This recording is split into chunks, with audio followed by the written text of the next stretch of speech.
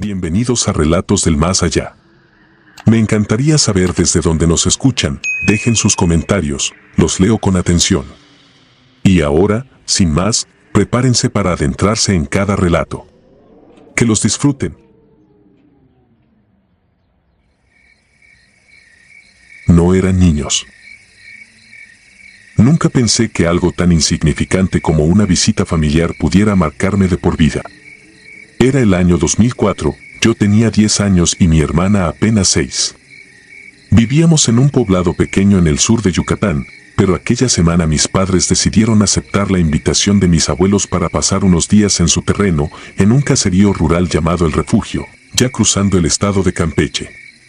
Nunca habíamos ido, y eso que no quedaba lejos. Apenas 2 horas por terracería desde nuestra casa, aunque se sentía como entrar en otro mundo. El refugio no era más que un puñado de casas separadas entre árboles y monte cerrado. No había tiendas, ni calles pavimentadas, y los postes de luz estaban tan espaciados que por la noche el lugar quedaba casi a oscuras, salvo por las casas que tenían generadores o veladoras. La casa de mis abuelos era sencilla, de paredes rústicas, techo de lámina y rodeada de vegetación espesa. Era un sitio humilde pero con ese aire antiguo que a veces causa nostalgia y otras veces un presentimiento difícil de explicar. Desde que llegamos noté que mi abuela, que solía ser cariñosa y tranquila, se volvió distinta. Nos observaba constantemente, como si temiera que nos escapáramos. Cada vez que salíamos al patio o al camino de tierra, ella salía también. No nos dejaba solos, ni siquiera por unos minutos. Decía que el monte guardaba cosas que los niños no debían ver. Al principio creímos que exageraba, que solo era una abuela sobreprotectora. Pero no sabíamos nada. La primera noche todo estuvo en calma. Jugamos afuera un rato antes de que oscureciera, ayudamos a cargar leña y mi abuelo nos contó cuentos de la selva mientras cenábamos. Sin embargo, al día siguiente, justo antes del anochecer, todo cambió. Mis padres estaban en la cocina con mi abuela y mi abuelo se había quedado dormido en la hamaca del corredor. Mi hermana y yo salimos al camino de tierra, solo para caminar un poco y ver si encontrábamos con quién jugar. Apenas dimos vuelta por la parte trasera de la casa y cruzamos un pequeño tramo entre arbustos, cuando vimos a 2 niños en un claro del monte, junto a un árbol de ceiba que sobresalía de entre toda la vegetación. Parecían tener nuestra edad, tal vez un poco mayores. Una niña y un niño, de piel morena y ropas viejas, pero limpias. Jugaban recogiendo ramitas secas del suelo y se reían entre ellos. Cuando nos vieron, se detuvieron un momento, luego sonrieron y nos saludaron. Les devolvimos el saludo y nos acercamos. Nos preguntaron si vivíamos ahí y les dijimos que estábamos visitando a nuestros abuelos por unos días. Ellos respondieron que vivían cerca, que siempre jugaban por allí y que si queríamos podíamos quedarnos con ellos. Mi hermana me miró emocionada, asintiendo sin dudar. Les preguntamos a qué querían jugar y ellos se miraron entre sí, sonriendo de forma extraña, como si compartieran un secreto que nosotros aún no entendíamos. Pero justo cuando iban a responder, escuchamos a mi abuela gritar. Su voz no era solo de enojo, era un grito lleno de angustia, casi de pánico. La vimos aparecer entre los árboles, caminando rápido hacia nosotros con una lámpara de aceite en la mano. Detrás de ella venía mi padre, con el ceño fruncido. Les dijimos a los niños que teníamos que irnos, que mañana volveríamos a jugar. Ellos asintieron y dijeron que ahí nos esperarían, que siempre estaban en ese lugar. Nos despedimos y corrimos hacia nuestros abuelos. Mi abuela nos tomó del brazo con fuerza y nos arrastró hasta la casa. Una vez dentro, nos regañó como nunca antes. Decía que no debíamos haber salido, que no sabíamos lo que habíamos hecho. Mis padres también estaban alterados, pero no nos decían claramente por qué. Al ver que no entendíamos nada, mi papá nos hizo una pregunta que me dejó helado. ¿Qué fue exactamente lo que vieron? ¿Eran niños? Le respondí que sí, claro que sí. 2 niños. Los habíamos saludado, hablado con ellos. Mi hermana también lo confirmaba. Mi padre se quedó callado. Luego, mirando a mi madre, murmuró, los vieron como niños.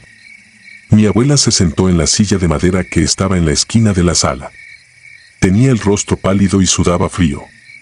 Se persignó y nos miró con ojos brillosos por el miedo. Entonces habló. No eran niños. Nunca lo han sido. Nadie en este pueblo tiene hijos de esa edad. No desde hace muchos años. La gente los ha visto antes. A veces en el camino, a veces entre los árboles. Siempre al caer la tarde. No pertenecen a este mundo. Le preguntamos qué significaba eso, pero ella solo repitió que no debíamos volver a salir, que no debíamos hablar con ellos si los volvíamos a ver, que no les respondiéramos si nos hablaban. Que actuáramos como si no existieran. Dijo que muchos niños del pueblo antes jugaban ahí, hasta que desaparecían. Y los que regresaban, no volvían igual. Si es que regresaban. Esa noche no pude dormir. Me quedé acostado mirando el techo de lámina, escuchando los sonidos del monte y el crujir de la madera con cada ráfaga de viento. A medianoche escuché a mi hermana levantarse para ir al baño. Me incorporé para acompañarla, pero justo cuando abrí la puerta del cuarto vi una silueta frente a la ventana. Me quedé paralizado. Era la niña. Estaba parada justo ahí, al otro lado del cristal, sonriendo con la cabeza ligeramente ladeada. Detrás de ella, entre las sombras del patio, estaba el niño. Sus ojos brillaban con una luz débil, casi como si reflejaran fuego. Cerré la puerta con fuerza y empujé a mi hermana hacia atrás. Mis padres se despertaron con el golpe y entraron corriendo. Les dije lo que vi. Mi abuela no tardó en llegar, con una vela en mano y un manojo de ramas secas que comenzó a quemar junto a la entrada, rezando en voz baja.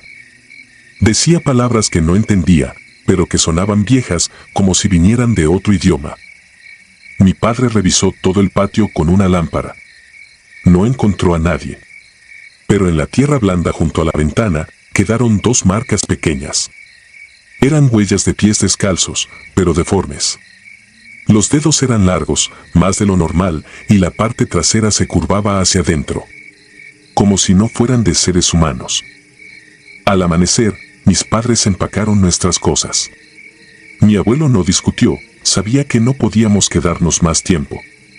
Antes de partir, mi abuela me abrazó fuerte. Me dijo que no era la primera vez que alguien veía a esos niños. Que tal vez se nos aparecieron por ser forasteros. Que lo mejor era irnos y no volver. Nunca volvimos al refugio. A veces, cuando lo menciono, mis padres cambian de tema. Mi hermana aún recuerda a los niños, pero prefiere no hablar de ellos. Yo, por mi parte, no he dejado de pensar en sus sonrisas. En cómo parecían reales. En cómo hablaban como nosotros. En cómo algo tan familiar podía esconder algo tan oscuro. A veces, en sueños, regreso a ese monte. Siempre está anocheciendo. Y siempre están ellos, esperándome, con ramas en las manos y ojos que brillan en la sombra.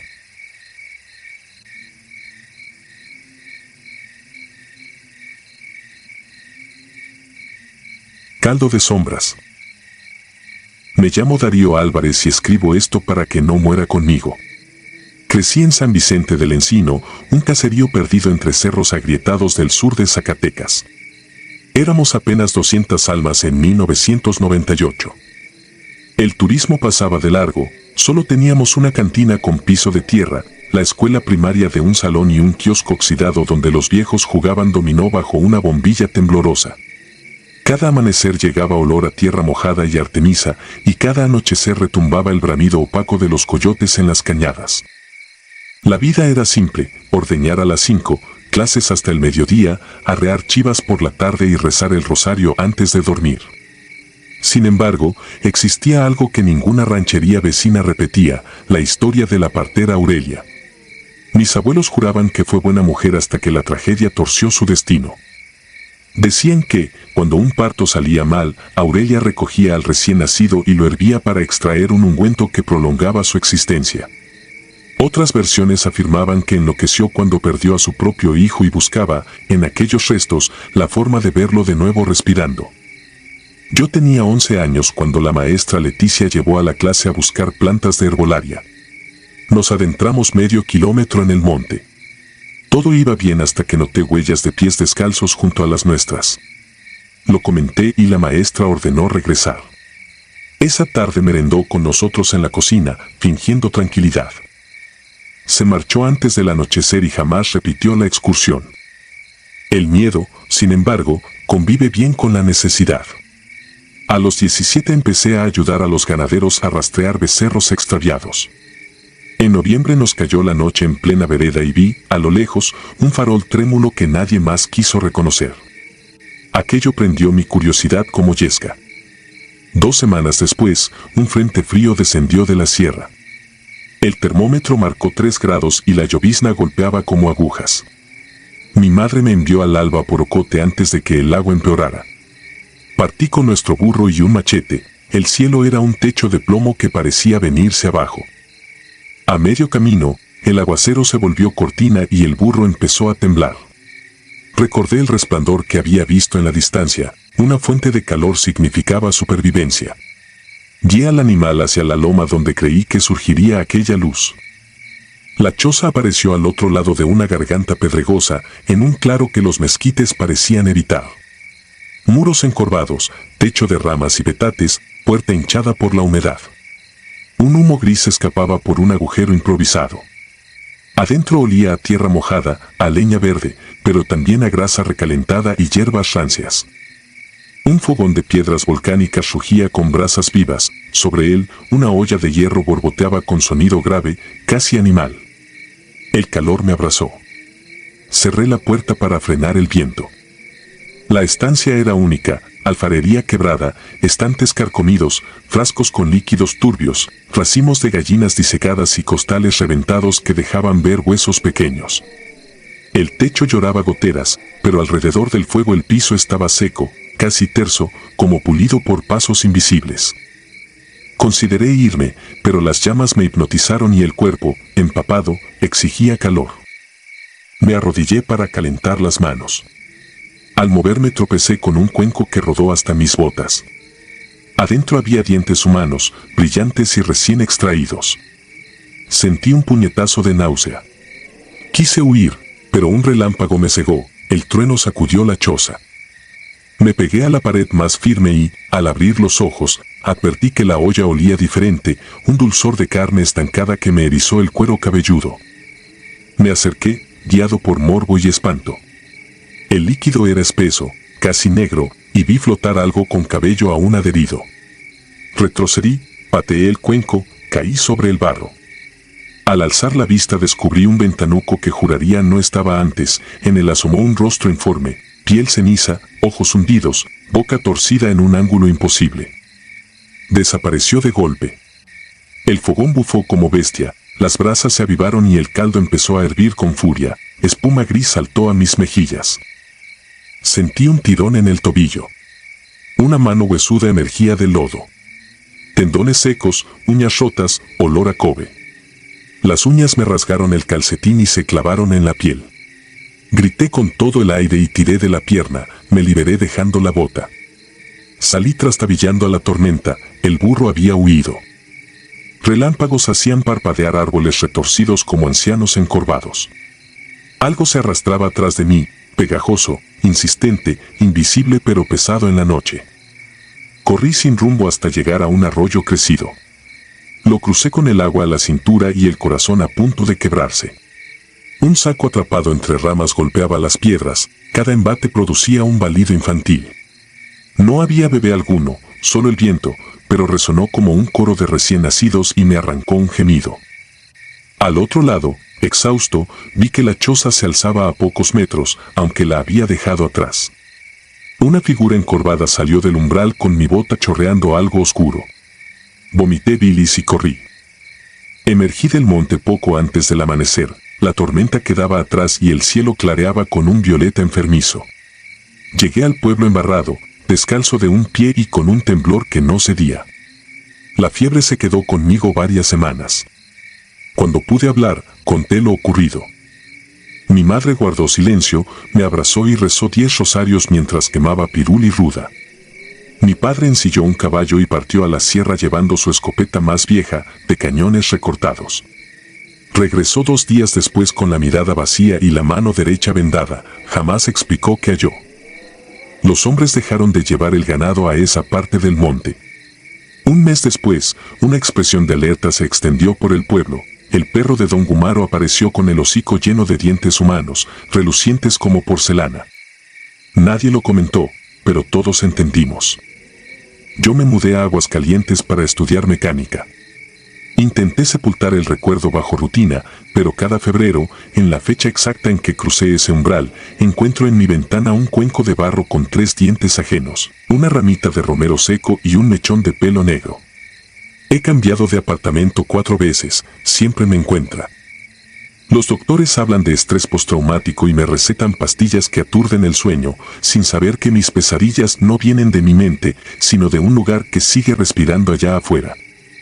Cuando despierto con el olor a caldo de hueso y hierbas, enciendo todas las luces y me siento contra la puerta hasta ver el sol. A veces, justo antes del amanecer, escucho un cuchicheo afuera, como si alguien probara el cerrojo con dedos huesudos. Entonces mi piel se llena de ampollas invisibles y recuerdo la mano que me sujetó. Si alguna vez atraviesan el sur de Zacatecas y ven un resplandor naranja en medio del monte, sigan de largo. No confíen en el calor que promete refugio, alimenta algo que ya decidió el sabor de su siguiente comida. Las leyendas no son cuentos para espantar niños, son trampas vivas que se alimentan de la incredulidad. Yo lo aprendí cuando creí vencer al frío con un techo ajeno. Ahora, mientras termino de escribir, el olor dulzón invade mi cuarto en la ciudad. Fuera, la noche es clara y no hay nubes, pero siento la humedad de la sierra filtrándose por las paredes. Mi historia comenzó aquella madrugada de 1998 y terminará el día que vuelva a sentir su mano en mi tobillo. Y sé que, al fin, tendré que contestar la pregunta que me susurró en la choza: ¿tienes hambre, muchacho? Porque el hambre nunca se sacia.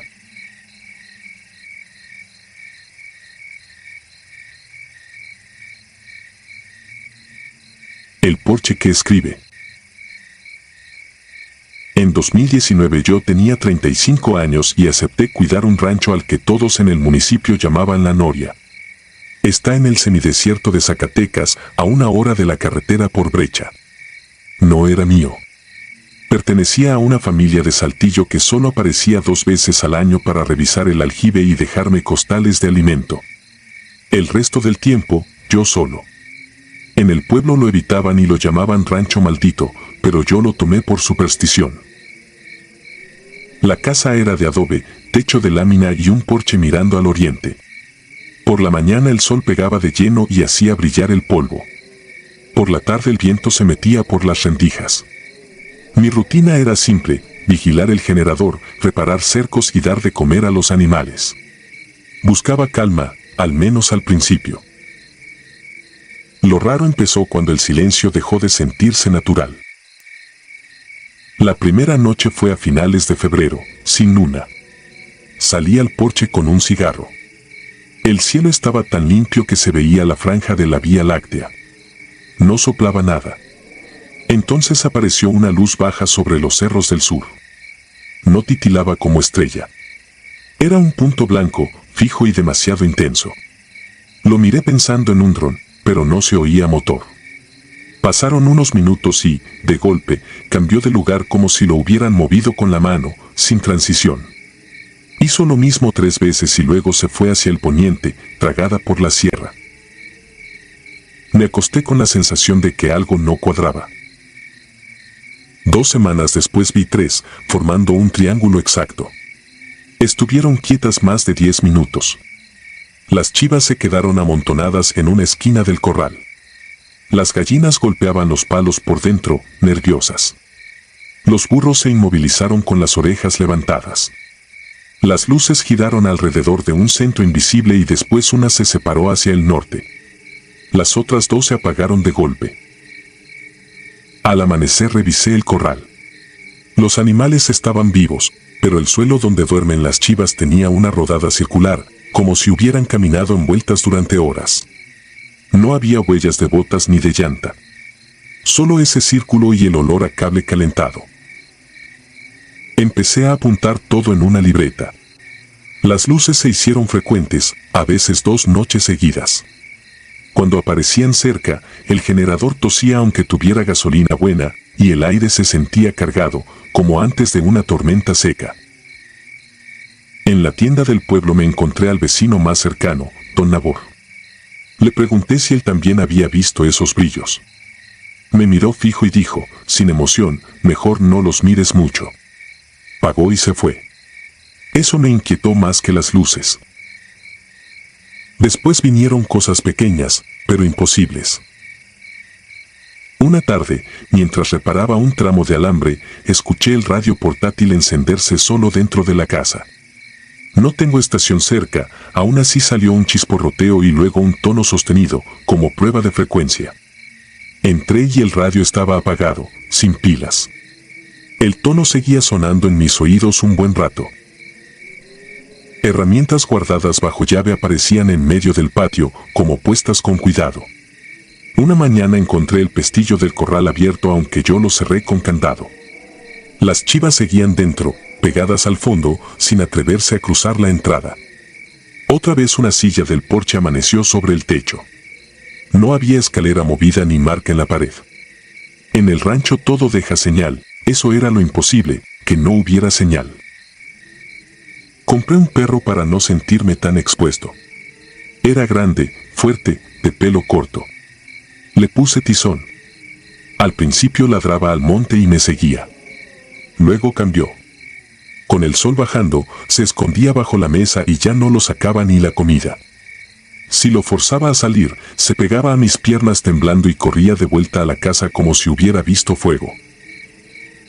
Una noche de abril salí al cobertizo porque la luz de la lámpara parpadeaba. Al abrir la puerta me llegó el olor metálico, fuerte. El motor trabajaba a tirones. Me giré hacia la casa y la vi, una esfera de luz amarilla flotando encima del techo, quieta, sin zumbido. No era un reflejo. Aplastaba el aire. Las chivas chocaban contra la cerca intentando salir. Tizón lloraba en la puerta, incapaz de cruzarla. La esfera empezó a latir, subiendo y bajando de intensidad. Con cada latido el generador fallaba más, hasta casi apagarse. Luego ascendió en línea recta, se volvió un punto y desapareció. El motor recuperó su ritmo como si nada. Me quedé con una idea fija, si podía estar encima de mi techo, también podía estar encima de mí. Esa semana apareció el primer mensaje. Cerca de las 2 de la madrugada me despertó un raspado largo en el porche, como metal contra madera. No eran pasos. Era un trazo que iba y volvía, insistente. Duró tanto que me dolieron las manos de apretar la escopeta. No salí. No encendí luces. Me quedé inmóvil escuchando cómo la casa se volvía frágil. Tizón se metió bajo la cama y temblaba tanto que yo lo sentía en el colchón. Cuando amaneció, el porche estaba lleno de cortes profundos. Líneas rectas, curvas y ángulos que se repetían, como signos. La madera estaba pelada en tiras finas. Me dio asco tocarlos, pero lo hice. La superficie estaba tibia y seca, como si hubiera pasado corriente. Ese mismo día decidí irme. En el pueblo pediría que mandaran a otro. Subí a la camioneta y giré la llave. Nada. Ni siquiera el clic de la batería. Revisé fusibles, cables, bornes. Todo estaba como siempre. Volví a intentar. Nada. El teléfono no tenía señal. El rancho se sintió cerrado, como si la brecha fuera solo un dibujo. Me quedé en el patio mirando los cerros. En una loma del sur vi una figura muy alta, inmóvil entre los matorrales. No distinguí cara. Solo la forma, demasiado larga para ser persona. No se movía. Aún así, yo sentía que me veía. Entré y atranqué la puerta. Tapé ventanas con cobijas. Pasé el día esperando la noche. Al caer el sol, las luces volvieron, 4 puntos en el cielo formando un cuadro. Bajaron lento hasta perderse detrás de una meseta a poco más de 1 kilómetro, donde el terreno se aplana y crece mezquite bajo. No salí. Me quedé adentro. Y entonces llegó un zumbido grave que no se oía con los oídos, se sentía en el pecho. Los vasos tintinearon. El raspado regresó, más cerca, más duro, como si estuvieran terminando un trabajo. Luego vinieron golpes. Uno en la pared de la cocina, otro más arriba, como si algo trepara por fuera. La casa vibró apenas. Yo apreté los ojos. El miedo no cree en pestillos. Al amanecer salí con la luz del día como si fuera escudo. Frente a la puerta, en la tierra, habían trazado un triángulo con surcos finos. Dentro había un montoncito de polvo gris, fino, y el olor metálico estaba fresco. En el porche, los cortes repetían el mismo triángulo una y otra vez. Ese detalle me hizo entender algo terrible, no era azar. Era insistencia. Con el sol alto caminé hacia la meseta porque ya no soportaba esperar. Llevé agua y la escopeta. Tizón no me siguió. El camino era pedregoso y el aire se sentía cargado, como si tuviera estática. En la cima encontré un círculo de vegetación aplastada, seco, sin quemarse. En el centro había 3 marcas hondas formando un triángulo. La tierra estaba tibia y desmenuzada, casi como ceniza. No había aparato, ni cables, ni gente. Solo geometría y olor. Regresé al rancho y, sin que yo tocara nada, la camioneta arrancó al primer intento. Sonó limpia, como si hubiera estado perfecta todo el tiempo. Metí lo poco que tenía en una mochila, cargué al perro a la fuerza y me fui por la brecha sin mirar atrás. En el espejo vi el porche hacerse pequeño y, por un instante, me pareció que la sombra bajo el techo era más grande de lo que debía, como si algo estuviera pegado a la casa, esperando que yo dejara de moverme. Meses después soñé con esos triángulos como si fueran una dirección. Me despertaba sudando y con el olor metálico en la nariz, aunque mi ventana diera a una calle. Una madrugada encontré en la puerta de mi departamento 3 rayas nuevas, paralelas, profundas, justo a la altura de la cerradura. No era intento de robo. Era otra vez esa manera de escribir sin dejar huellas alrededor. No volví. Nunca denuncié nada.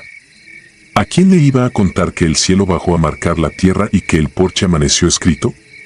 Pero a veces, cuando se va la luz de golpe en mi casa y el aire huele a cable caliente, me vuelve aquella presión en el pecho. Entonces cierro las cortinas, apago el teléfono y me quedo quieto, esperando que no empiece el raspado en la madera.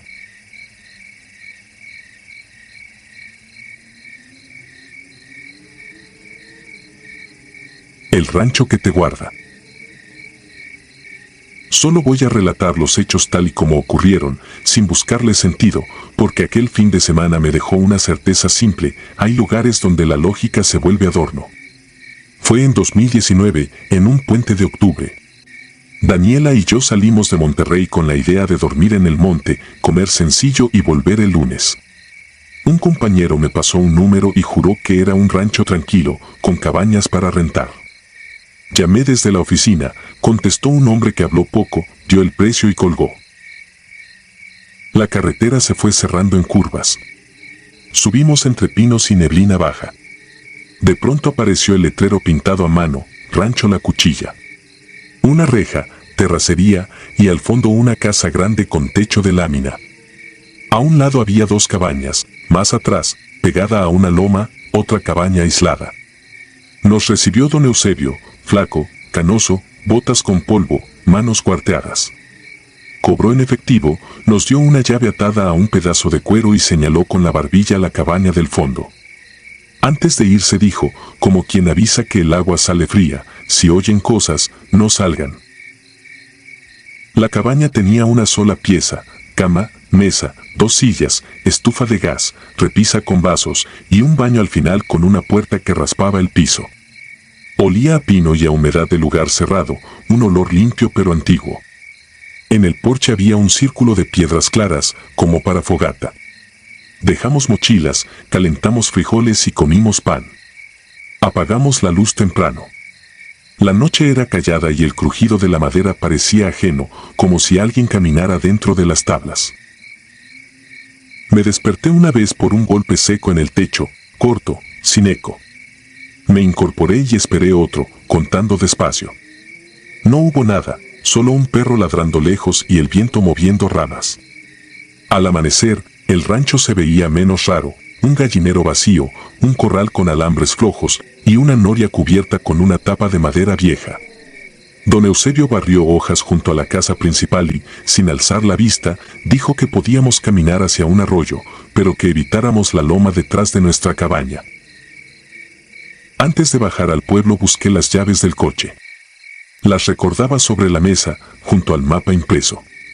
El mapa estaba, mi cartera también, pero las llaves no. Revisé bolsillos, mochila, baño, el piso bajo la cama. Daniela ayudó sin hablar, la paciencia se le iba endureciendo en la cara.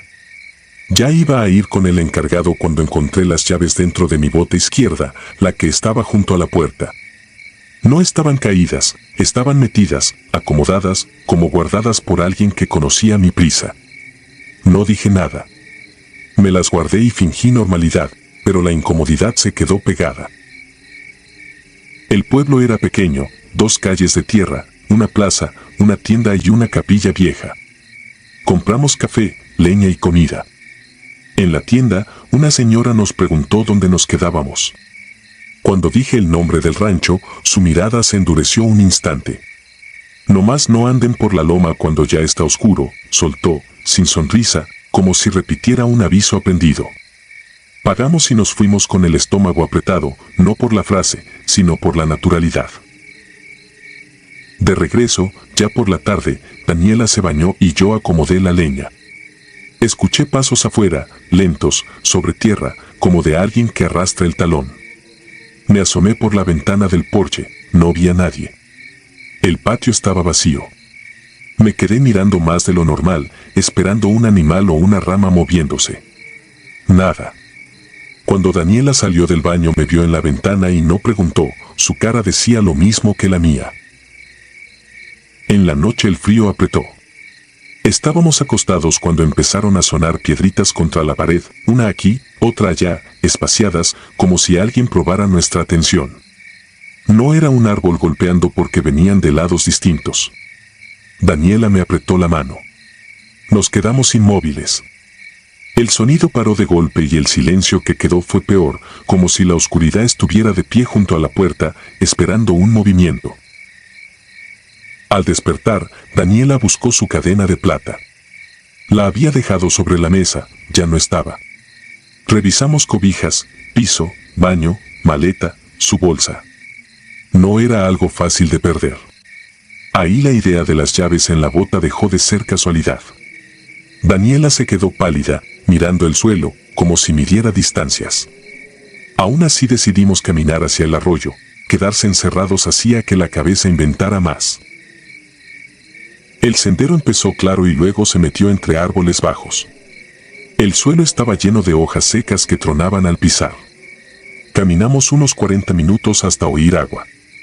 El arroyo era estrecho, con piedras lisas y charcos claros. Nos sentamos en una piedra grande. Saqué mi cámara compacta, vieja pero confiable, y tomé fotos del agua, del cielo entre ramas, de Daniela junto a las piedras. Luego dejé la cámara a mi lado para abrir una botella y comer pan. Fue cosa de 1 minuto. Cuando extendí la mano, la cámara ya no estaba. Miré alrededor, revisé entre hojas, levanté piedras, metí la mano en la orilla del agua. Nada. Daniela se paró sin pensarlo. Yo también. No vi a nadie, pero sentí una certeza rara, no era que alguien nos mirara, era que algo decidía que podíamos conservar. Regresamos rápido, sin hablar, y en el camino empecé a escuchar un crujido extra, un paso que no era de nosotros. Me detuve y miré atrás, el sendero estaba vacío. El paso siguió, cerca, pero no en línea, como si se moviera alrededor, copiando nuestro ritmo desde el monte. Cuando el rancho apareció entre los mezquites sentí alivio, y se me fue al ver la puerta de la cabaña entreabierta.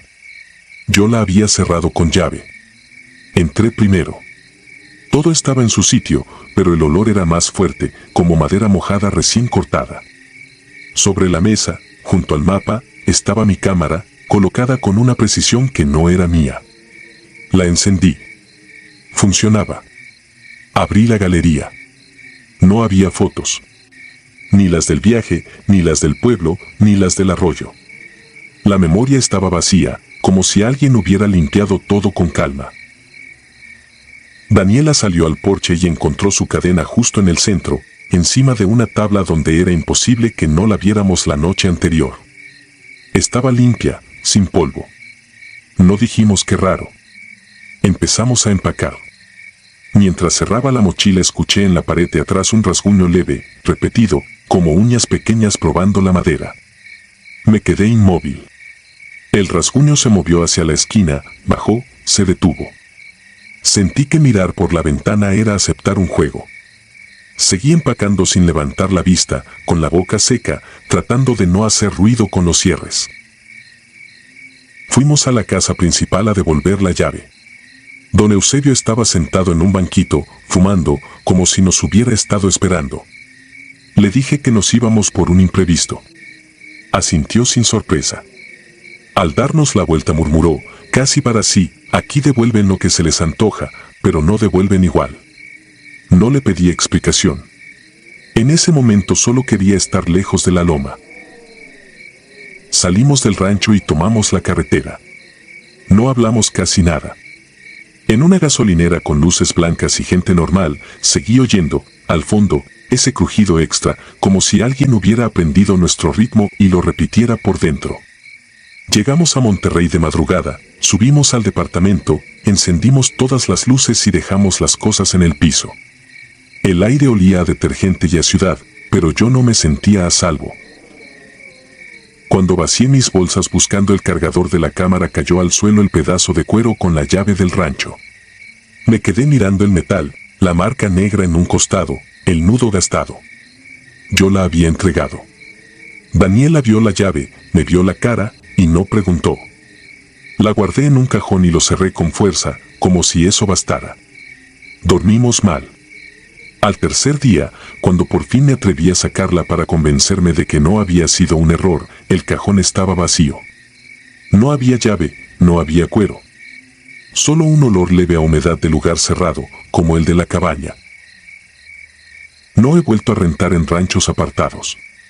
A veces, cuando se va la luz en la colonia y la casa queda en silencio, me acuerdo de la puerta entreabierta, de la cadena limpia en un lugar imposible, de mi cámara vacía, y de la idea inquietante de que algo te acomoda los objetos no para asustarte, sino para enseñarte quién decide. Lo peor no fue perder cosas, fue entender, por un par de días, que hay lugares donde tú eres la visita, pero también eres parte del inventario, y que si te quedas una noche más, quizá el rancho no solo te esconda algo, quizá te aprenda.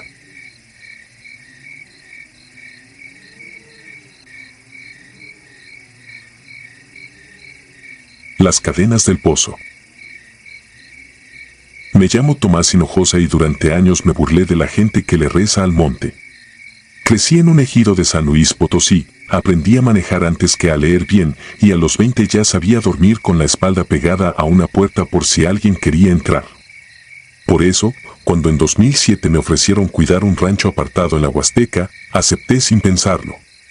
Necesitaba el dinero y el patrón, don Lázaro, pagaba por semana y en efectivo. El lugar se llamaba El Encinal. No era una hacienda bonita, era un caserón de adobe con techo de lámina y un patio ancho donde el sol pegaba como martillo. Había corrales, un potrero que bajaba hasta un arroyo y un pozo de piedra a un lado de la cocina, tapado con una losa y una polea vieja. Me dijeron que el pozo ya no servía, que solo lo dejaban ahí por costumbre. El agua la sacaban de una manguera conectada a un ojo de agua, más arriba. La primera semana fue normal. Amanecía con gallos, calentaba frijol, revisaba el alambre, contaba becerros, limpiaba el bebedero y al atardecer cerraba todo. En la noche el monte hacía sus ruidos, grillos, ranas, algún tecolote. A mí me arrullaba. El silencio del campo no es silencio, es un montón de vida escondida. El problema empezó el tercer domingo. Había llovido en la tarde y el aire quedó pesado.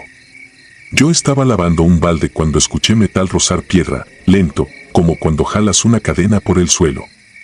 Pensé que era la polea del pozo, porque con la humedad la madera se hincha y cualquier cosa cruje. Me acerqué y vi la polea quieta.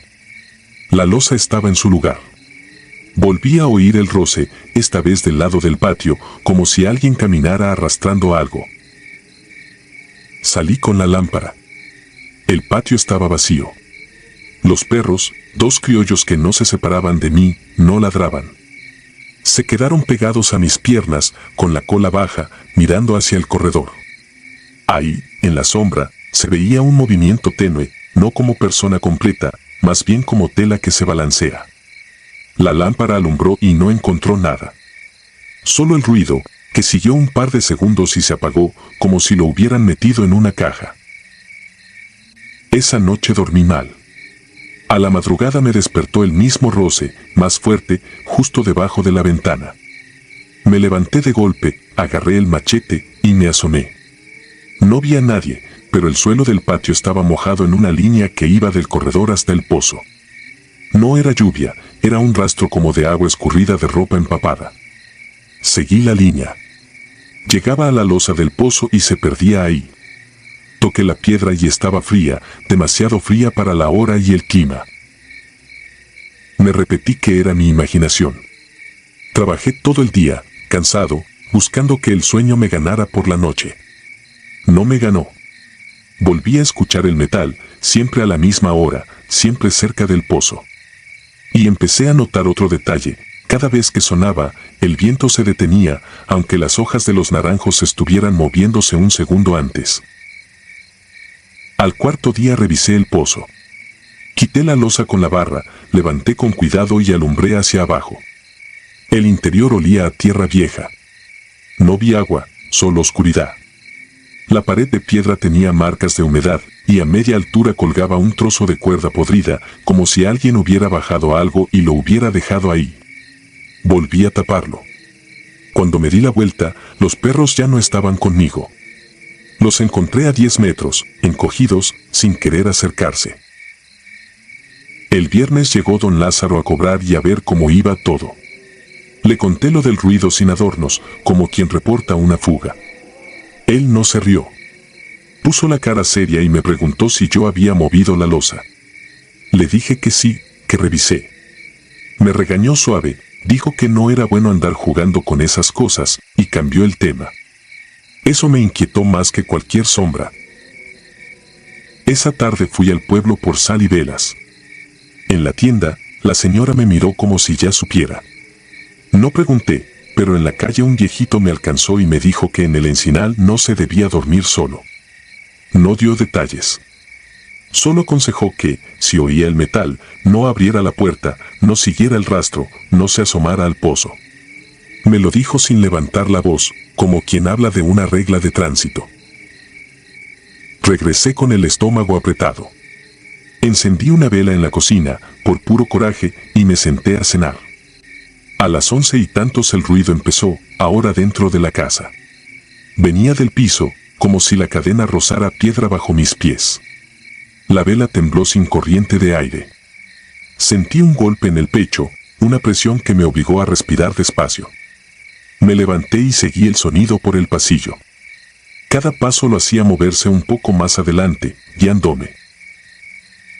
Llegué al cuarto donde guardaban herramientas. La puerta estaba cerrada. El metal sonaba del otro lado. Pegué la oreja. No eran golpes, era arrastre, parejo, insistente. Giré el picaporte. En cuanto lo toqué, el ruido paró. Me quedé con la mano en el metal, temblando. No abrí. Me regresé, apagué la vela y me acosté vestido, con el machete a un lado. No sé cuánto pasó cuando me despertó un olor a humedad, como ropa guardada. El arrastre estaba en el corredor, tan cerca que parecía que la cadena rozaba el umbral.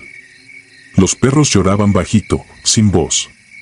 Me quedé inmóvil, con los ojos abiertos en la oscuridad, escuchando cómo el metal iba y venía, como si alguien diera vueltas frente a la puerta. Entonces sonó la polea del pozo, un chillido largo, y algo pesado cayó hacia abajo. La casa vibró leve, como cuando se cae un costal. No aguanté. Salí al patio con la lámpara y corrí al pozo. La losa no estaba en su sitio. Estaba corrida, como si la hubieran empujado desde adentro. Me quedé a un paso del borde. El aire que subía era frío y olía a piedra mojada. Alumbré hacia abajo y vi, colgando de la polea, una cadena gruesa, real, mojada, balanceándose despacio. No había cuerda.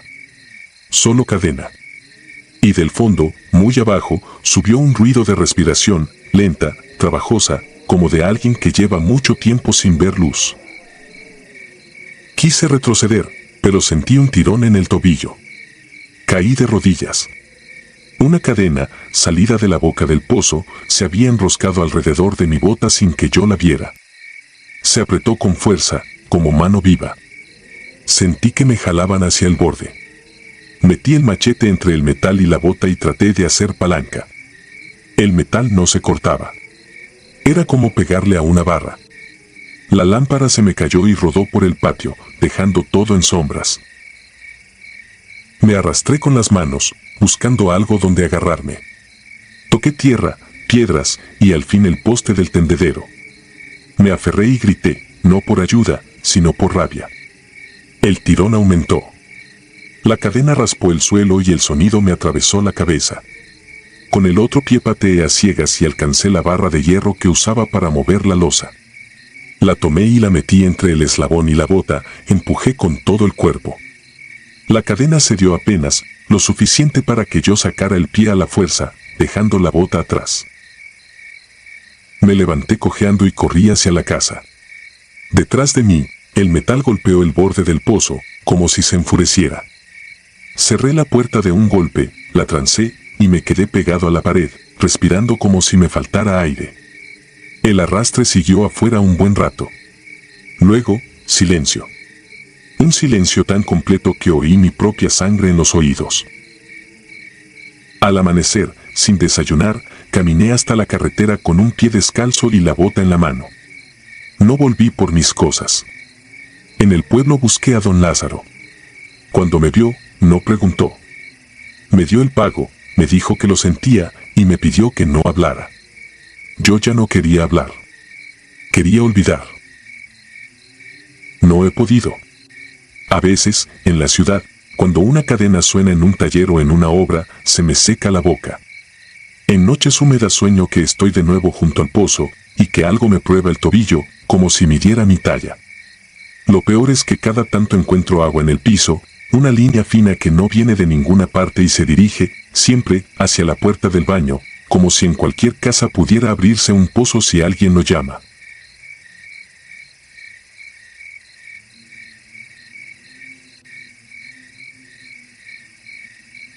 El cencerro sin dueño. Me llamo Tomás Montalvo.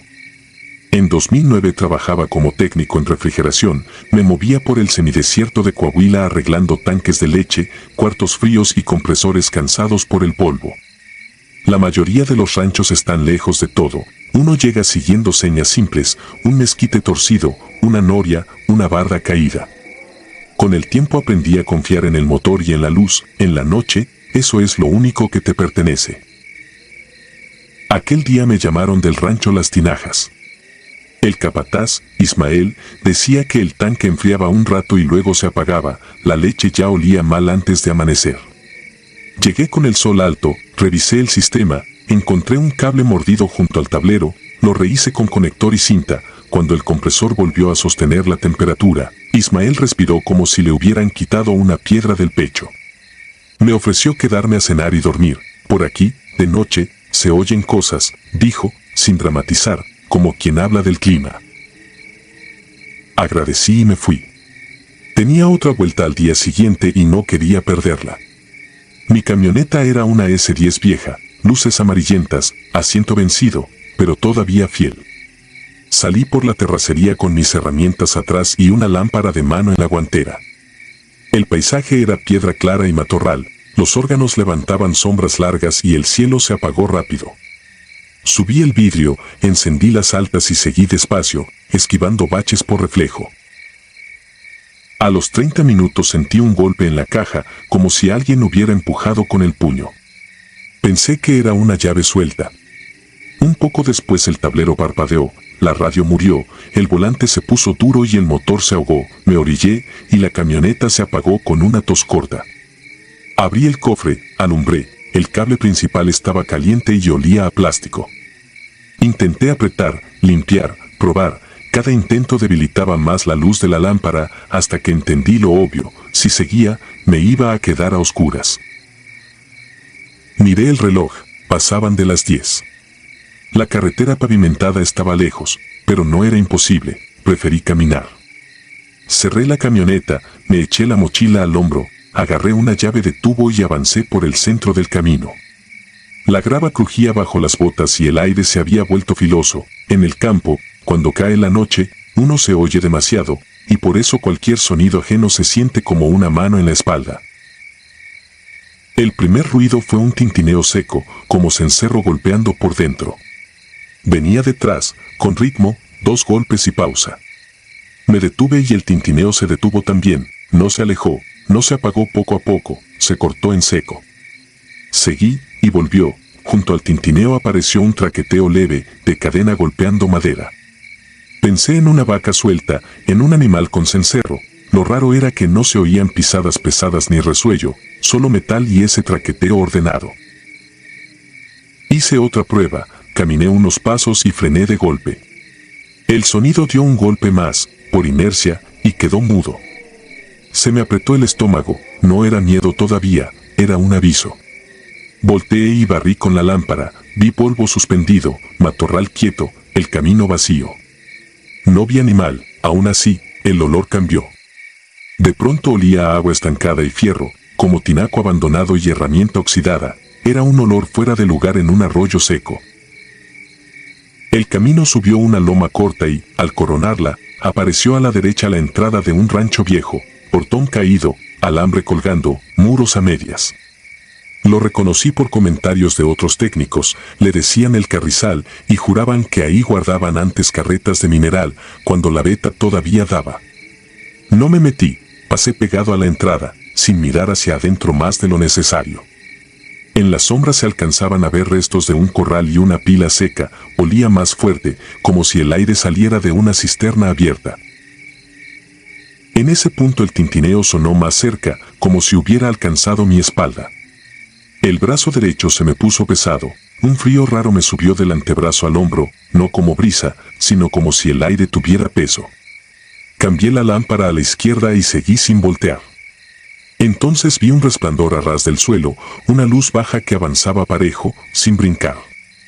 No se movía como lámpara humana, parecía colgada.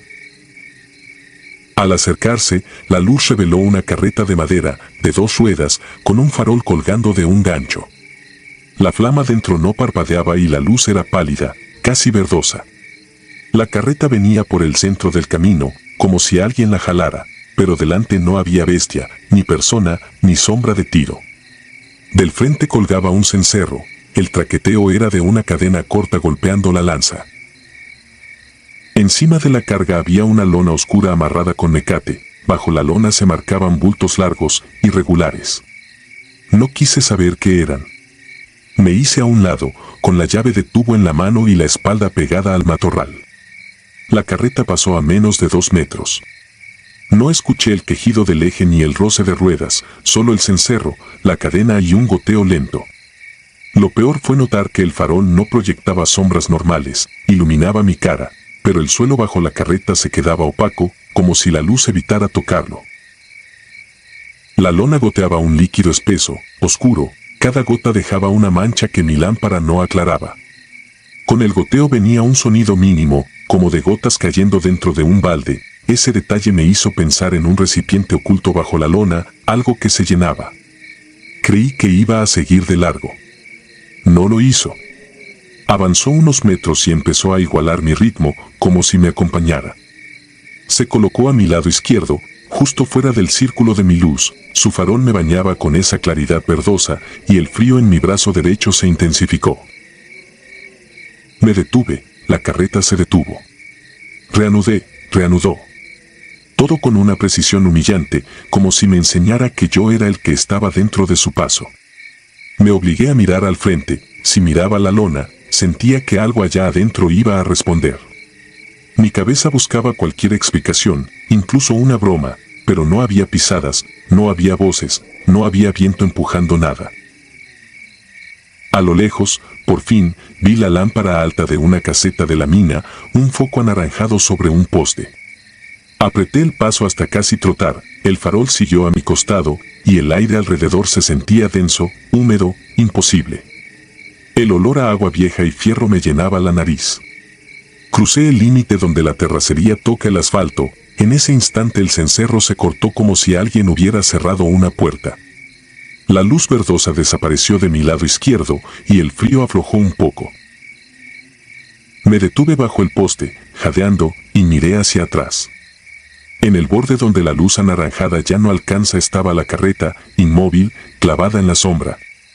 Su farol seguía encendido, pero su luz no se mezclaba con la del poste, parecía quedarse dentro. No avanzó un centímetro más. Luego giró con lentitud, como jalada por una fuerza invisible, y se alejó por la terracería. El tintineo se fue apagando a lo lejos, golpe a golpe, hasta que el campo volvió a estar mudo. Pasé la noche sentado en el escalón de la caseta, adentro no había nadie, solo polvo. No dormí.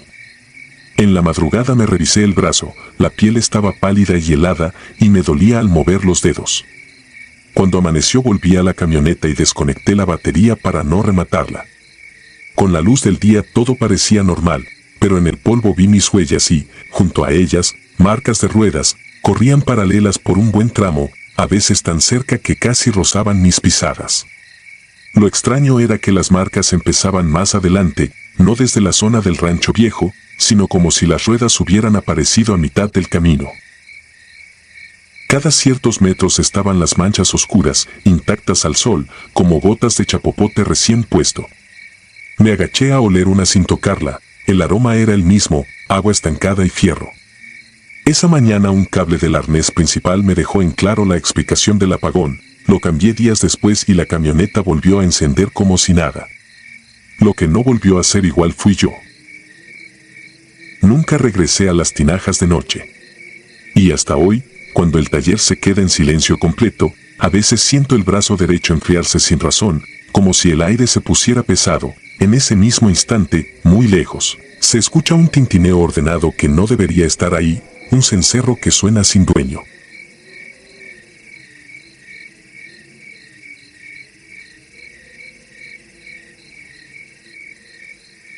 Molino sin viento.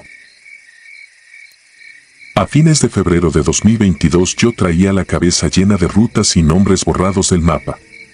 No era por reto ni por cazar nada, era por ver con mis ojos cómo se quedan las cosas cuando ya no hay manos que las cuiden, y porque en el norte de Jalisco, pegado a la sierra, hay ranchos viejos que la gente menciona bajito y luego cambia el tema, como si el simple nombre jalara mala suerte. Mi primo Emilio aceptó ir conmigo. Él es topógrafo, conoce brechas y linderos con una calma que da envidia. Yo llevo años leyendo sobre caminos de arrieros y puntos de agua, así que armamos una salida sencilla, un día de ida y vuelta. El sitio lo escuché en una tienda, de boca de un maestro jubilado. Antes ahí juntaban reses para llevarlas a feria, luego hubo pleito por tierras, y lo dejaron. Solo agregó una frase que se me quedó clavada: de noche se oye el molino, aunque ya no corre agua. Le decían Rancho La Culebra. No sale en mapas recientes, pero sí en un plano agrario viejo que pude fotografiar. Salimos de madrugada en una camioneta confiable, agua, comida, botiquín, cuerda, cascos, lámparas, baterías, cámara, GPS y 2 radios. Nada raro, solo lo necesario para no depender de nadie. La brecha nos fue mordiendo con piedra suelta. Dejamos la camioneta junto a un mezquite y marcamos el punto. A pie, seguimos el cauce de un arroyo casi seco, porque encierra el agua, aunque sea poca, siempre pasa por sitios humanos. Las primeras señales fueron comunes: alambre caído, un poste viejo, un corral de piedra medio vencido. Luego el sendero se perdió y tocó caminar a ojo, guiándonos por un cerro con forma de diente, tal como nos dijeron. 2 horas después vimos la casa grande, baja, de adobe cuarteado, con un portal largo mirando al valle. A un lado estaba el molino, de acequia, paletas de madera y un eje que cruza hacia una caseta chica. La acequia estaba seca, agrietada, llena de hojas. Y aún así, al acercarnos, el eje tenía un brillo raro, como metal recién rozado. El silencio fue lo primero que no encajó. Faltaban aves, faltaban insectos. El aire olía a humedad vieja, a madera mojada, como si el sitio guardara sombra aún con el sol encima. Emilio se agachó cerca de la acequia y me señaló huellas de bota, marcadas en tierra blanda, 2 o 3 pasos, luego nada, como si el suelo cambiara de golpe. Allí pensé en gente real, y eso me inquietó más que cualquier cuento. Entramos sin forzar nada porque la puerta colgaba de un clavo. Adentro había un cuarto principal, cocina con fogón y, al fondo, una bodega. No quedaban muebles útiles, solo restos, costales rotos, una silla coja, un espejo sin marco. En una pared vi cuentas hechas con cal, fechas y pesos, letra práctica de rancho. Por un momento me sentí tonto por venir con miedo. Pero la temperatura iba al revés. Dentro hacía frío, un frío que se te mete en la piel como si abrieras un refrigerador. En la cocina vi el piso distinto, tablas viejas, una argolla oxidada. Emilio jaló con cuidado y cedió, dejando una escalera corta de piedra que bajaba a un sótano de guarda. Amarramos la cuerda, encendimos las frontales y bajé primero. Abajo el techo era bajo, con vigas negras por humedad.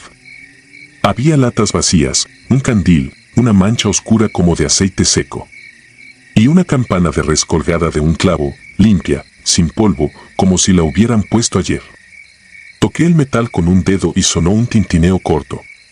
Ese sonido se apagó raro, sin eco, como si el lugar se lo tragara. Había un pasillo de piedra acomodada. A pocos metros encontramos una puerta de madera cerrada con candado viejo. Emilio iluminó el piso, marcas de arrastre que iban hacia esa puerta, frescas, con tierra aún suelta. No abrimos. Intentamos subir. En ese momento empezó el molino. No fue un golpe suelto, fue un giro lento y parejo, madera contra madera, un rechinar constante, como si un eje cargado diera vuelta con peso. Se oía desde arriba, filtrado por el piso, y aún así era claro. Lo imposible era el ritmo igual, sin agua, sin viento. Me quedé quieto y noté una respiración ajena, muy cerca, al fondo del pasillo. Apunté la luz. No vi a nadie. Subimos rápido. En la cocina el rechinar estaba más fuerte. Salimos al patio y lo vimos, las paletas giraban despacio, como empujadas por una mano invisible, y cada vuelta daba un quejido. Me agaché en la acequia, no había gota. Metí la mano entre piedras, solo polvo. Aún así seguía. Emilio me tomó del brazo para que mirara hacia el monte. Entre arbustos había una res flaca, sin marca visible, mirándonos fija. Lo raro era su quietud, no mugía, no masticaba. Cuando el molino se quejó más fuerte, la res dio un paso, lento, sin apartar la vista. Sentí una alarma vieja del cuerpo, esa que no argumenta, solo ordena. Empezamos a retroceder hacia la brecha, sin correr. Entonces oímos golpes dentro de la casa, en la bodega del fondo, golpes medidos en madera, como si alguien clavara algo con paciencia. El molino siguió, la res caminó en paralelo, manteniendo distancia, y yo entendí que nos estaban sacando sin mostrarse. Cuando llegamos al arroyo, el aire se volvió ligero, como si saliéramos de un cuarto cerrado. Miré atrás, la res ya no estaba. La casa seguía en su sitio y el molino aún giraba, solo. Pensé que al alejarnos todo se quedaría atrás. A mitad del regreso, el GPS empezó a fallar, marcaba puntos absurdos. El radio metía estática. Y desde el monte volvió el tintineo de una campana, suave, de un lado y luego del otro, como si alguien la agitara para guiarnos. Emilio sacó su navaja y marcó una rama con un corte pequeño. 10 minutos después vimos la misma rama con el mismo corte. La brecha se estiraba, el arroyo parecía no terminar y el sol empezó a caer. En un tramo, sin darnos cuenta, regresamos a una pared de piedra que yo recordaba del camino de ida. Emilio se detuvo, me miró, y por primera vez vi miedo claro en su cara. El aire volvió a oler a madera mojada, como si estuviéramos otra vez cerca del portal, y el tintineo se mezcló con un sonido de paso lento sobre grava, no detrás ni delante, a un lado, siguiendo nuestro ritmo. Apreté el radio y solo salió estática, luego un chirrido que sonaba igual al eje del molino. Emilio prendió el GPS y el aparato se reinició solo. Cuando volvió, la flecha apuntaba al mismo punto como si estuviéramos quietos, aunque seguíamos caminando. De pronto apareció el mezquite donde dejamos la camioneta. Sentí alivio y luego un vacío seco, porque la camioneta no estaba. El polvo estaba parejo, sin marcas recientes de llanta. El GPS decía que sí, que era el punto. En la tierra, donde debió estar una llanta, había una línea recta, como arrastre, que se iba hacia el monte. No seguimos esa línea. Caminamos rumbo a la carretera con lo que quedaba de luz. Llegamos de noche a un rancho habitado. Había foco, perros y un hombre que nos alumbró. Le dijimos que nos perdimos y que nos movieron la camioneta. Al día siguiente fuimos con una patrulla. La encontraron, pero no donde la dejamos. Estaba a casi 1 kilómetro, metida entre piedras, con una puerta abierta y la batería desconectada. No faltaba dinero ni herramienta. Faltaba el termo de café y la cuerda. Nadie quiso ir al rancho La Culebra. El comisariado dijo que ese nombre se usa para espantar, que ahí solo hay monte y linderos viejos. Esa tarde, en casa, revisé las fotos. Las de la casa salieron borrosas, como si el lente hubiera tomado vaho, aunque el día estuvo seco. La única nítida fue la de la campana colgada. En el metal se veía una inicial grabada, una E. Emilio la miró y se quedó pálido. Dijo que esa campana era de su abuelo, que la tenían en un corral en Zacatecas y que se perdió años atrás, y que él mismo marcó esa E de niño, con un clavo. Un mes después quise volver con 2 conocidos del pueblo, gente que sí conoce monte y no se asusta fácil. Ni siquiera dimos con la entrada, donde yo juraba ver la casa, solo había matorral y piedra, como si la brecha nunca hubiera existido. Emilio no bajó del vehículo, se quedó mirando el cerro del Diente con los nudillos blancos, y cuando le pedí que intentara recordar, me dijo que no quería deberle nada a ese lugar. Desde entonces, cuando paso por acequias secas en carretera, a veces oigo un rechinar leve, regular, como madera girando sin motivo. Bajo el vidrio para comprobar, no hay viento. Lo peor no es el sonido, lo peor es la certeza de que, en algún punto de la sierra, hay un molino dando vueltas solo, esperando que alguien siga el ritmo, y que una campana limpia, colgada en la sombra, sigue sonando para que vuelvas.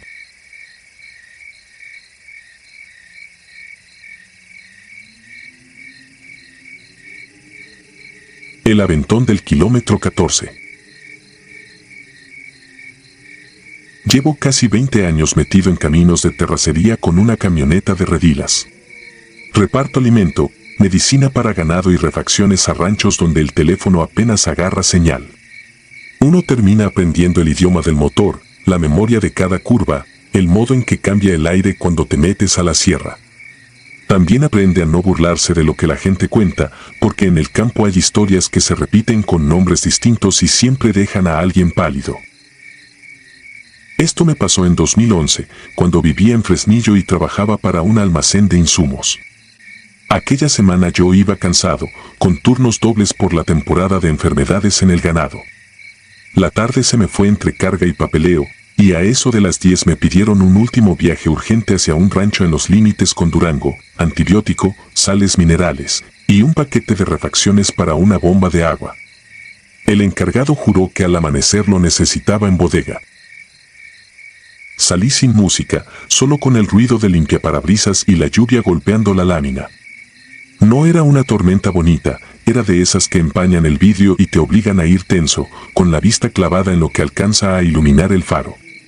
El camino se volvió una cinta resbalosa, y en cada bache el lodo salpicaba como si la brecha se defendiera de las llantas. En el kilómetro 14 vi a un hombre junto a una cerca, bajo una lámpara solitaria de poste. No había casa cerca, ni paraderos, ni nada. Traía sombrero viejo y un gabán oscuro que no parecía mojarse. Me hizo la seña con calma, como si supiera que yo iba a frenar. Dudé lo justo, pero terminé deteniéndome. En esos rumbos uno auxilia, o un día no lo auxilian a uno. Bajé el vidrio apenas. El hombre no dijo su nombre. Me dio indicaciones de rancho, no de calle, portón con cruz de hierro, luego al corral grande. Me pidió que no prendiera la luz interior, dijo que le dolían los ojos. Su tono no era agresivo, pero sí de alguien que manda sin levantar la voz. Le abrí. Subió atrás y, en lugar de mirar al frente, giró el cuerpo completo para ver por la ventana trasera hacia el camino que dejábamos. A los pocos minutos empezó a mover los labios. Al principio pensé en un rezo, por el ritmo, por la forma en que apretaba la mandíbula. Luego noté que no eran oraciones conocidas, eran frases cortas, como si respondiera a alguien invisible. No quise mirarlo demasiado por el espejo. Lo que me ponía nervioso no era su silencio, sino la sensación de que estaba vigilando lo mismo todo el tiempo, como si esperara que algo apareciera detrás de nosotros. La brecha se estrechó. Los árboles se juntaron y la oscuridad se hizo más cerrada. Entonces el radio, que yo traía apagado, se encendió solo. No agarró estación, era puro chisporroteo, hasta que una voz se formó completa, clara, con tono cansado: no te detengas. Mi mano fue al botón para apagarlo, pero me quedé helado un segundo, porque esa frase era exactamente lo que mi cuerpo ya estaba queriendo hacer. En el espejo vi algo moverse a ras del suelo, pegado al lodo, siguiendo la brecha por detrás. Fue un vistazo breve, suficiente para que mi cabeza lo negara. No era perro, no era becerro, no era nada que yo reconociera por el modo de avanzar. El hombre atrás apretó el vidrio con la palma y dijo, sin gritar: no lo mires. No fue una amenaza, sonó como el último consejo de alguien que ya se había equivocado. Seguí. La lluvia bajó de golpe, como si alguien hubiera cerrado una llave. Se quedó una llovizna fina.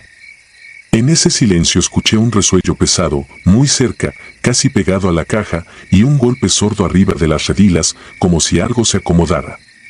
Me sudaron las manos. Quise creer que eran costales moviéndose, pero el golpe se repitió con un ritmo paciente, como un peso que prueba dónde afirmarse.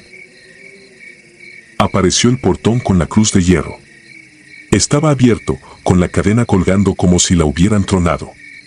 Adentro, el acceso hacia la casa se veía flanqueado por árboles y charcos. Al fondo, una construcción de adobe con ventanas negras, sin una sola lámpara encendida. Ningún perro ladró. Ningún foco de vigilancia. Me pareció raro, porque esos ranchos, con animales, no duermen así. Entré despacio. El lodo me agarró las llantas. Crucé hasta el corral grande, y ahí el lugar me dio una sensación de abandono que me hizo tragar saliva. Las puertas del corral estaban abiertas, pero no había ganado. En el centro, una mesa de trabajo y una lámpara de petróleo apagada, como si alguien hubiera dejado todo listo para regresar en 5 minutos, y se hubiera tardado años. Me orillé junto a la bodega y apagué el motor. Me giré para cobrar, para pedir que firmaran el recibo. El asiento trasero estaba vacío.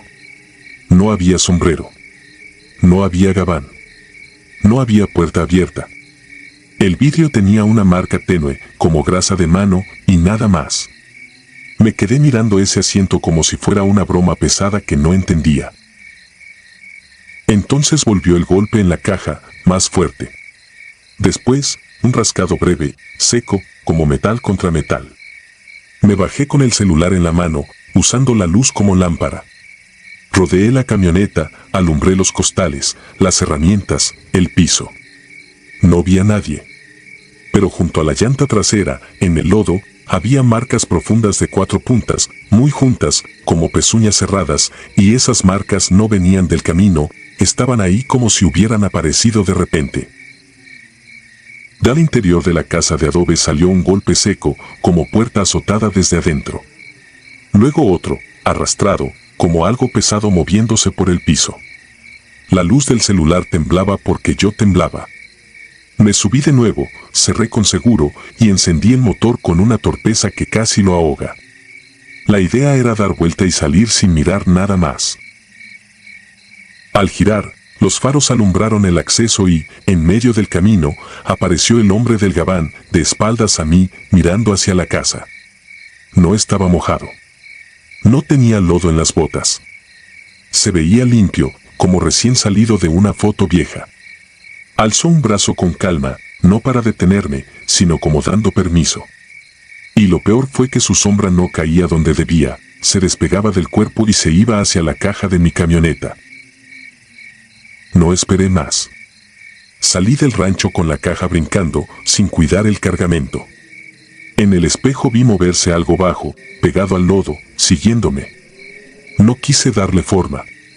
Conduje con la vista fija al frente, sintiendo el resuello cerca y escuchando, de vez en cuando, ese golpe arriba de las redilas, como si aún viajara algo conmigo. De camino al almacén me obligué a no frenar en ningún cruce. Las pocas veces que bajé la velocidad sentí que el aire detrás de la nuca se cargaba, como si algo se acercara al vidrio. Cuando por fin entré a la ciudad, las luces de las casas me devolvieron un poco de calma, pero el golpe en la caja seguía, cada tanto, suave, como un recordatorio. Al estacionarme, revisé el cargamento, un costal estaba rasgado por un lado, no como por caída, sino como abierto con algo filoso. En la compuerta trasera había una línea de lodo marcada hacia abajo, como dedos largos que se hubieran deslizado para colgarse. No quise frotarla, la dejé ahí hasta que amaneció, y aún con el sol encima tardó en desvanecerse. Llegué al almacén antes del amanecer, pálido y con las manos agarrotadas. Dije que no había quien recibiera. Nadie me creyó. Me mandaron de nuevo al día siguiente, con otro chofer, para entregar bien. Fuimos de día. El portón con la cruz de hierro seguía ahí, pero estaba cerrado con cadena nueva y candado brillante. Nadie contestó a los gritos. No había huellas recientes. Solo tierra seca y un silencio que no cuadraba con un rancho vivo. En el pueblo cercano, una mujer de tienda nos vio preguntar y se persignó sin decirlo. Luego, como quien se quita una espina, soltó lo único. Ese rancho quedó vacío desde un pleito por tierras, años atrás. Desde entonces, en temporada de lluvia, se aparece un hombre en el kilómetro 14 pidiendo aventón. No pide para llegar, sino para que uno no se detenga cerca del portón. Porque, si te detienes, algo se sube contigo, aunque no lo veas. Nunca volví a tomar esa brecha de noche. Y hasta hoy, cuando cae lluvia fuerte y el radio se enciende sin razón, mi mano se queda suspendida antes de apagarlo, recordando aquella voz, recordando la marca en el vidrio, recordando el golpe paciente en la caja. Porque lo que más me asusta no es lo que vi, sino lo que no quise ver, lo que decidió acompañarme y se quedó a un paso, esperando que yo cometiera el error de voltear.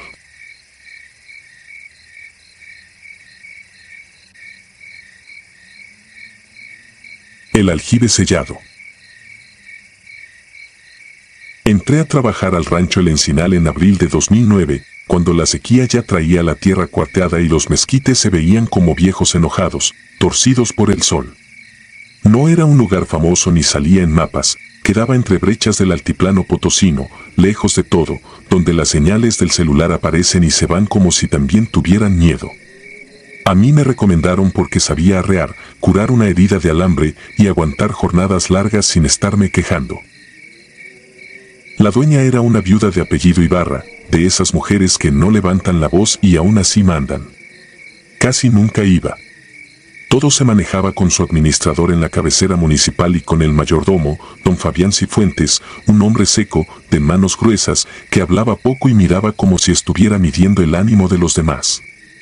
Éramos 4 trabajadores fijos, yo compartía cuarto con Nico, un chamaco de 20 y tantos que se reía de cualquier cosa, pero se le apagaba la cara cuando caía la noche.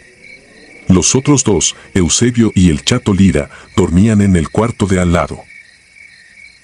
La casa de los peones era de bloque y cemento, techo de lámina, al mediodía tronaba y olía a metal caliente. Tenía 2 cuartos, una mesa coja, una estufa vieja y un baño afuera, junto a una pila. El corral estaba a unos metros, más atrás, el monte y el silencio. De día, el ruido era puro insecto y polvo movido por el viento, de noche, los grillos y, a ratos, un ladrido aislado que se iba apagando como si lo apretaran con una mano.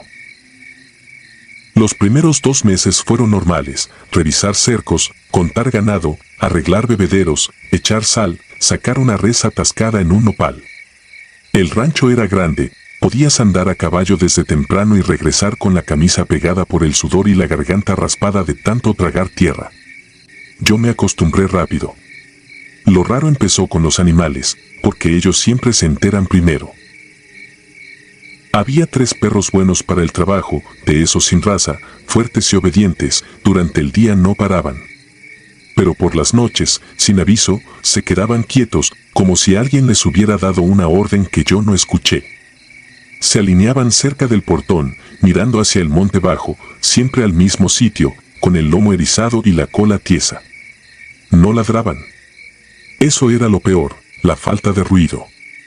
Yo salía con la lámpara pensando en coyotes, víboras o algún ladrón. No veía nada, ni un brillo, ni movimiento, ni sombra ajena. El aire se ponía pesado, como si se espesara, y, de golpe, los perros volvían a respirar normal y se iban a echar, como si nada hubiera pasado. Una tarde, tocó revisar el cerco del lado del arroyo seco, por la zona más retirada. Fui solo, montado en un vallo viejo. El sol pegaba como martillo y el horizonte temblaba. Ahí vi por primera vez algo que, hasta hoy, me cuesta explicar sin que parezca invento: una res manchada, grande, con la piel demasiado limpia para andar en el monte, parada entre los huizaches. No era de nuestro hato, yo conocía las marcas, los aretes, las señas. Esa res no tenía nada, ni señal en la oreja, ni herida, ni tierra pegada. Me miraba fijo, sin masticar, sin parpadear. El caballo se tensó y quiso ladearse. Me acerqué despacio, pensando que podía ser de un vecino, aunque esa zona colinda con puro llano sin cercas cercanas. Cuando estuve a distancia del lazo, la res hizo algo que me dejó frío a pesar del calor. Se quedó inmóvil, y aún así pareció alejarse, como si el aire entre los dos se estirara. En un segundo, donde estaba ya no había nada, solo ramas y polvo quieto. No corrió. No se metió al monte. Simplemente dejó de estar. Me bajé y revisé el suelo buscando huellas frescas. No había pisadas, ni estiércol, ni nada que dijera aquí estuvo. No se lo conté a nadie esa noche. Me guardé el susto por orgullo, porque en el campo el miedo se vuelve burla si lo sueltas donde no debes. Pero empecé a fijarme en detalles, en cómo se callaban las chicharras de repente, en cómo la piel se me erizaba sin razón, en cómo el agua de la pila amanecía con una película de tierra aunque la tapa estuviera puesta. Nico también empezó a dormir mal, se levantaba a tomar agua como si trajera la garganta en fuego, y se quedaba sentado con los ojos clavados en la oscuridad del patio. A mediados de junio, don Fabián me mandó a revisar el aljibe viejo, una construcción de piedra a un costado de unos árboles altos, donde antes juntaban agua de lluvia. Ya nadie lo usaba, estaba tapado con una losa y varias piedras encima. Decían que era peligroso, que por dentro estaba podrido, y que mejor dejarlo quieto. Fui con el pretexto de ver si el ganado no estaba tirando el cercado de esa zona. Desde que me acerqué, sentí un cambio raro, como cuando uno entra a una habitación donde alguien estuvo discutiendo. Los perros, que siempre me seguían, se quedaron atrás y no quisieron pasar del claro. El aire ahí olía distinto, a humedad vieja, a tierra guardada. Me agaché junto a la losa. Tenía marcas, no eran letras claras, solo líneas como hechas a punta de navaja. En una esquina había una señal que parecía una cruz mal hecha. Me quedé mirándola demasiado tiempo, intentando encontrarle sentido. Esa noche fue la primera vez que escuché pasos arriba del techo. No eran ramas, ni aves, ni lluvia, eran pisadas, lentas, con peso, que iban de un lado a otro. La lámina se quejaba con un rechinido leve, como si alguien caminara despacio para que no lo notáramos. Me quedé inmóvil en la cama, con el corazón golpeándome el pecho. Nico también estaba despierto, lo supe por su respiración cortada. Nadie habló. Las pisadas se detuvieron justo encima de nuestro cuarto, después vino un golpe seco contra la puerta, no fuerte como para tumbarla, pero sí con intención, como si tocaran sin manos. Me levanté con la lámpara, sin abrir. El Chato y Eusebio ya estaban en la cocina, traían un machete y un palo. Don Fabián no estaba, su casa quedaba más apartada. Nadie se animó a salir. Las pisadas volvieron a moverse, arrastrándose hacia el borde del techo. Luego se escuchó algo como uñas marcando metal, lento, insistente. Aguantamos así hasta que el amanecer empezó a aclarar los mezquites.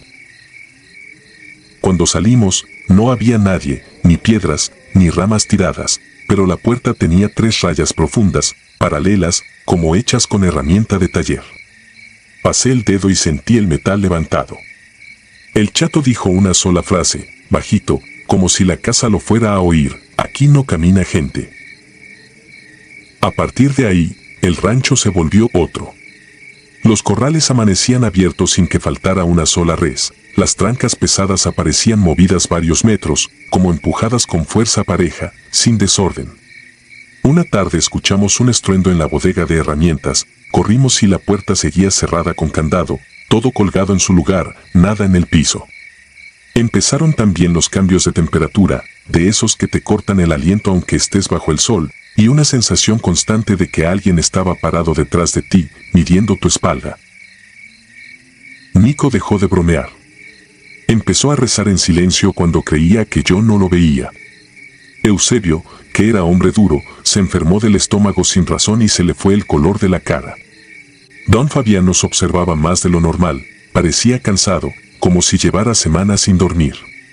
Una mañana lo vi sentado frente a su casa, mirando el monte con los ojos abiertos de más. En la mesa tenía un plato de comida intacto, lleno de moscas. La única vez que me habló de verdad fue al tercer día de una racha de noches malas. No dio explicaciones largas, solo dejó caer algo mientras arreglábamos un bebedero, que antes, hace décadas, en esa zona del aljibe se escondió dinero, que a los que lo buscaron les fue mal, que el encinal tenía dueños viejos. Lo dijo sin dramatismo, como quien avisa que el arroyo crece en temporada y se lleva a los distraídos. Yo quise hacerme el fuerte, pero la curiosidad me estaba comiendo. No por el dinero, sino porque sentía que el rancho me estaba empujando a mirar, a confirmar que no estaba perdiendo la cabeza. Un atardecer, cuando los demás andaban lejos, regresé al aljibe con una pala, nada más para revisar alrededor, para ver si encontraba un huequito, una marca, una razón. Cuando llegué, el claro estaba demasiado silencioso. Las hojas de los árboles no se movían. Me puse a escarbar a un lado de la losa, con la excusa de buscar humedad, como si eso fuera normal. A los pocos minutos, la pala topó con piedra. Quité tierra con las manos. Salió una esquina de ladrillo viejo, acomodado a propósito. No era base del aljibe, era algo aparte, enterrado con cuidado. Me dio un escalofrío que me subió desde las botas hasta la nuca. Entonces escuché que alguien venía caminando detrás de mí. No volteé al instante, no por valentía, sino porque el cuerpo se me quedó duro. El sonido se acercó, despacio. Cuando por fin giré, vi a un hombre a unos metros, parado bajo la sombra, con sombrero ancho y ropa oscura. No le distinguí la cara. No era ninguno de los del rancho. No levantaba polvo al andar. Se quedó viéndome sin moverse. Yo sentí que el aire me apretaba el pecho, como si me hubieran jalado el oxígeno. Quise hablar, decir cualquier cosa, pero la lengua no me obedeció. El hombre dio un paso hacia el aljibe, no hacia mí, sino como si lo suyo fuera ese lugar y yo estorbara. En ese movimiento noté algo que me terminó de romper. Su cuerpo no hacía el gesto natural.